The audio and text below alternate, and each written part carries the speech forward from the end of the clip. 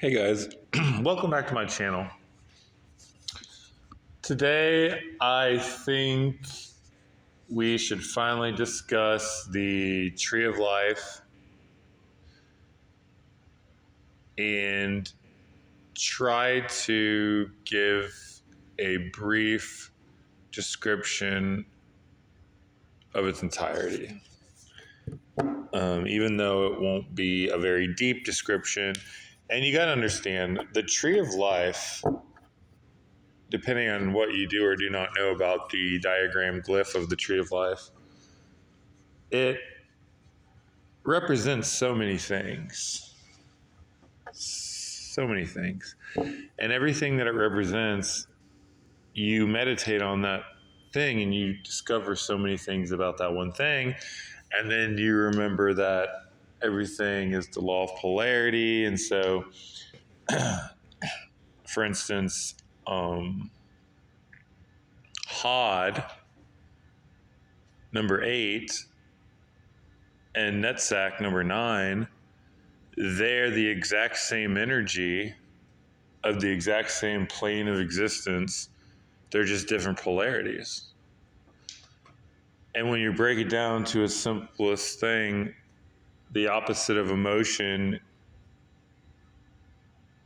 is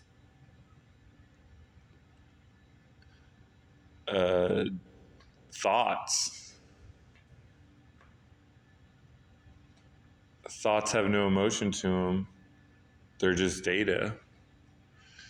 And emotions is essentially just a feeling, a surge of feeling.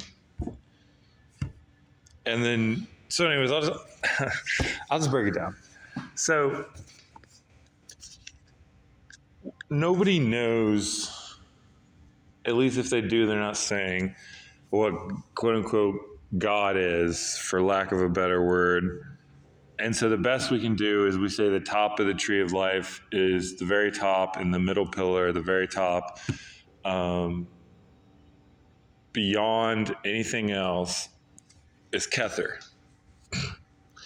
And it's usually associated as being at the top of your head, not touching your head, but floating a couple inches above your head, about half the diameter of a basketball, pure white light, right?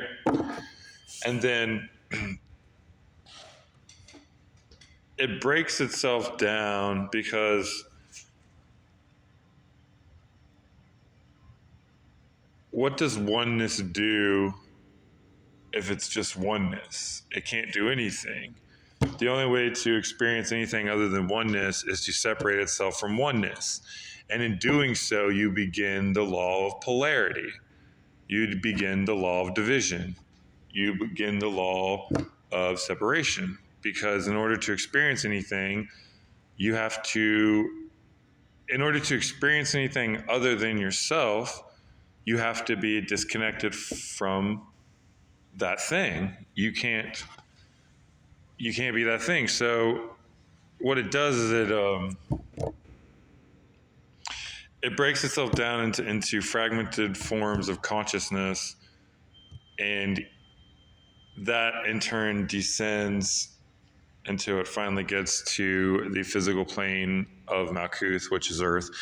But like I said, so you start with Kether, and then Kether gets broken down into the second and the third Sephiroth. And the second one is Hakma, and the third one is Bina.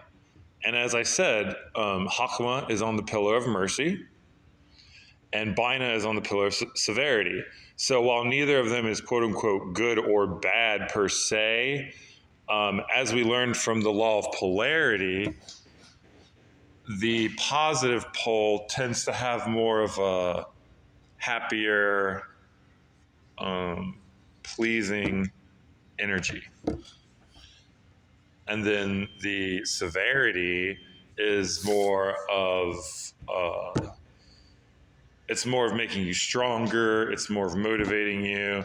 It's more of teaching you lessons. It's more of banishing things that aren't necessary. It's more of making yourself more strict and rigid in certain things so that you become a better person.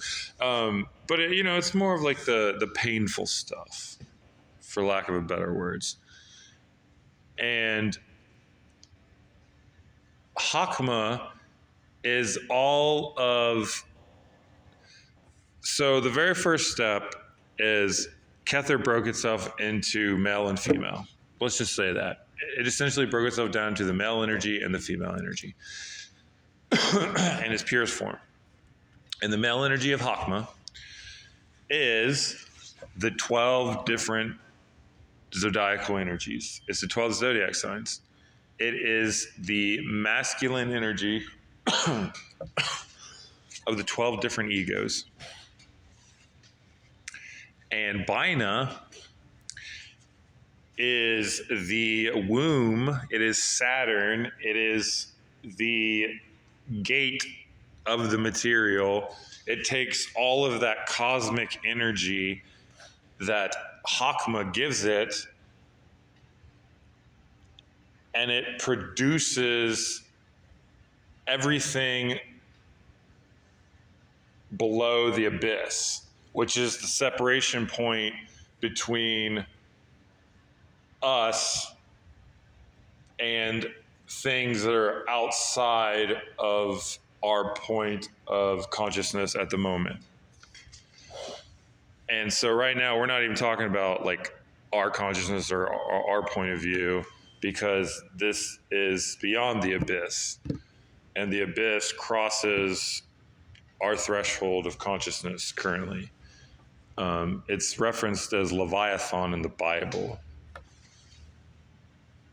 But anyways, you've got Hakma and you've got Bina. And Bina is the law of severity. It's also known as Saturn.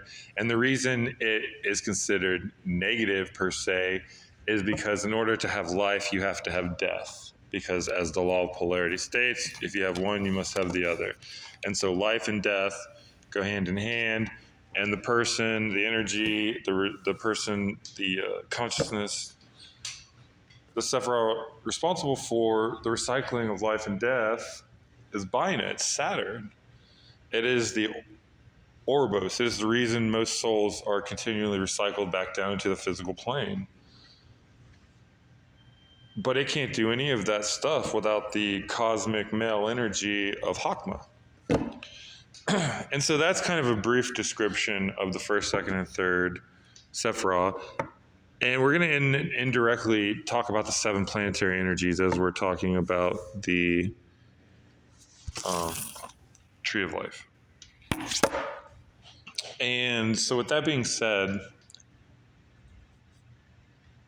whenever the way the God works is it breaks itself down into the 2 different polarities of each other, and then emerges into itself again in a lower form. So it's got all the energy of the same, but it's at a different plane of existence now. And so in this case, it breaks itself down from the male cosmic energy of Hakma into the female feminine energy of Bina, the zodiac, and Saturn. And then what is reduced to all of the male energy goes into the planetary energy Hesed of Jupiter. And that is number 4. And then number 5 is all of the severity energy of Bina, and the destruction and whatnot gets merged down into number 5.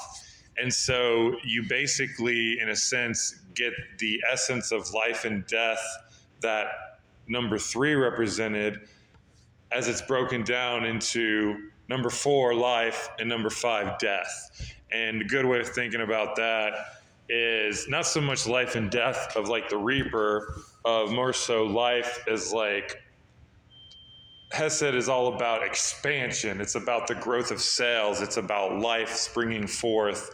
And Gabora is Mars. And it's it's the exact opposite. It's the exact polar opposite. It's the same energy on the same plane, but it's the exact polar opposite. And so it's all about destruction. And it's not a bad thing. Destruction is portrayed as a bad thing because it destroys things that you value, which in a sense it is in that way. But it also is a good thing because that's what, when your body metabolizes, it's breaking something down for energy. It's destroying something to turn it into something else. And that's what Gabora does. That's what Mars does. It destroys things. It breaks it down. And so while it doesn't do anything helpful in the quote unquote the material, it just breaks it down. It gives you that motivation. It gives you that energy. It turns that material into something else. And so you've got the creation, regeneration of Hesed, and you've got the destruction and energy of Gavora. You've got Jupiter and you've got Mars. And so anytime you want to think about Jupiter, you think expansion, you think life, you think creation. Anytime you think of Mars, it's about destruction. It's about the energy, breaking it down into other things. You could also call that motivation and passion. If you want to apply it to your physical attributes. But once again, this still hasn't quite reached your body. And so now you've got 4 and 5. And then that gets merged back into the middle pillar into essentially a perfect form that is neither too positive or too negative. It's in the middle pillar, and that is called Tapareth. That is number 6. That is Son. That is the Christ conscious. That anytime you think of Jesus, that is essentially the archetype. That is, it's just pure love personified. It's pure self-divine. It's the best we can express what God is in almost a human form, because the Tapareth in the human format is the soul. It's the holy guardian angel. It is the higher self that is connected to us that most people are always out of reach of. And that is the great balancer. That is the great equalizer. That is the middle part. It's always going to be connected to everything else. Like I said, there's so much more about this. And like with Mars, there's more about that too, but I'm just kind of like trying to give you the rundown. Don't think of it, this is more of like the tree of life correspondences and with the planetary energy correspondences, but it's more of like a secondary. This isn't really focusing on the planetary. And so Tapareth then descends further and it breaks down yet again. And you have 7 and you have 8. And as I was trying to tell you, it is Netzach, which is Venus, which is all your emotions. But because it's on the pillar of mercy, that usually constitutes positive things, positive, happy emotions. And then the opposite of that is your intellect. It is, cold, hard intellect and thoughts, and that is in the pillar of severity. But what you got to understand is that from here on out, everything went through Tapareth. Everything got purified to like a new degree. And so it's not going to be as extreme as it was with the difference of creation and destruction. Now it's more of, it leans more into the positive aspect with your emotions, and then you have more likely to hurt yourself and others with thoughts. And so that's why it kind of falls into the path, the pillar of severity. And so you have 7 and 8. You have Netzach and Hod. And like I said, that is your emotions and your thoughts. And in magic, that is very important because, as I stated in the law of gender, in order to manifest anything into the material Malkuth at the bottom, number 10, you have to take 7 and 8 and you have to visualize. In order for number 6 to get the message, your higher self to get the message from your unconscious mind that you're going to put into it, you have to feed it intense amounts of emotion and intense amounts of visualization and thoughts, and then that goes into the astral, which I'm going to get into is number 9. And so, like I said, you got 7 and 8, and then that goes back into a perfect non-extreme, either positive or negative, and then that's Yesod. And that is the beauty of Taparith, all the way weighted down almost into physical creation, but not quite, and it's the astral. And that is the energetic electromagnetic field that permeates and surrounds every living thing. And it's also constantly moving, it's constantly being imprinted and flowing, and it's your subconscious mind, it's your unconscious mind, it's the potential for anything that may or may not be, that will be in the material.